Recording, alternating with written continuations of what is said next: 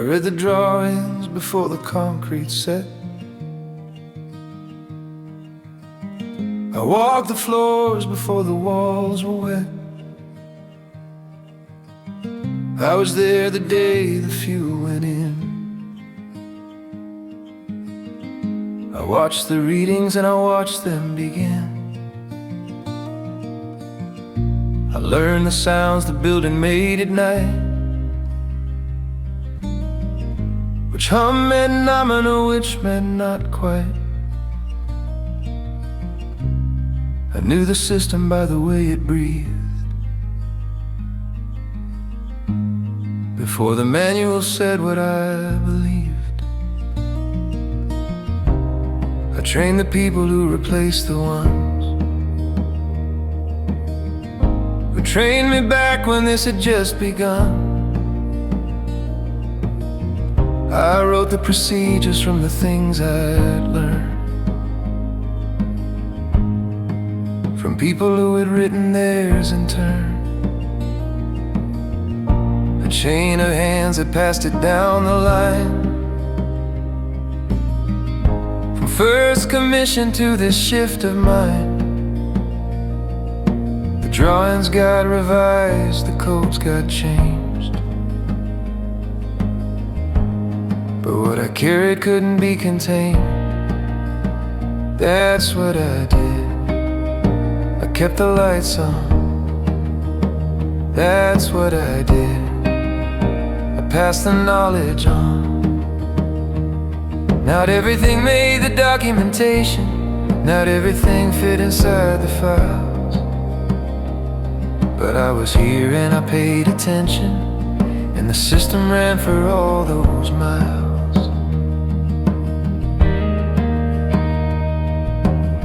I was the one they called at 3 a.m. when something sounded wrong but the reading said it's fine. I was the reference when the book was thin. I knew the difference between the spec and the design. I sat through every drill and every test, not because I had to, but because the people I had trained deserved to see me there beside them, doing what I'd always done again. That's what I did. I kept the lights on. That's what I did. I stayed until it's done. Not everything transfers in a handoff, not everything lives inside a plan, but I was here and I kept my station, and I did the work as long as I ran. They'll interview me for the knowledge capture. I'll draw the diagrams and explain the gaps. They'll write it down and file it in the archive, and some of it'll make it, most perhaps. But there are things I know that have no language, the way a valve sounds when it's almost gone, the smell of coolant at the shift change, the quiet pride of something running on. They gave the building a decommission date. They gave me one as well, they call it something else. A ceremony and a piece of paper, some handshakes and a photo for the shelf. The building gets a careful cold shutdown, removed from service, defuel, safe store. I get a luncheon and a parking pass, and 40 years reduced to what I wore. That's what I did. I kept the lights on. That's what I did, from first shift to the dawn.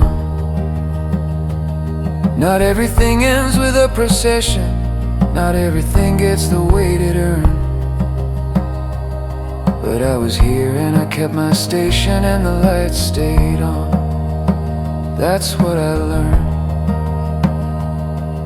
But fuel gets reciprocast. The rods don't just go dark. The energy transfers to a different form, a different arc. The building's done, but what it taught me isn't sitting in the ground. The discipline, the care, the watching that still makes a sound. There's a man across the city trying to keep his family fed. There's a kid who needs a steady hand and a voice inside his head that says you're worth the effort, you're worth the patient work. The same voice that I heard at 3 a.m.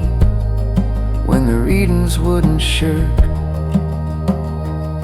I kept the lights on in a building, now the building's in the dirt. But the keeping doesn't stop just because the keeping hurt. There are lights that don't need reactors, lights that don't need steel. There are lights that only need a man who learned that showing up is real. So I'll put the badge away, but I won't put down the hands that learn to hold a thing with care and meet the thing's demands. There are places that need tending and people who need shown that someone stayed the whole shift and that no one walks alone. The building's disposition's done, but mine is just revised. The man who kept the lights on has a few more lights to mind. That's what I did, that's what I'll do. The light stayed on, and I'm not through.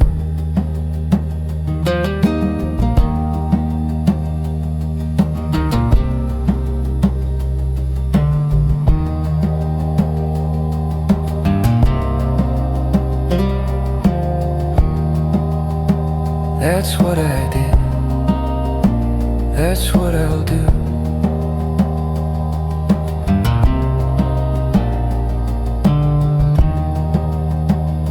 The light stayed on,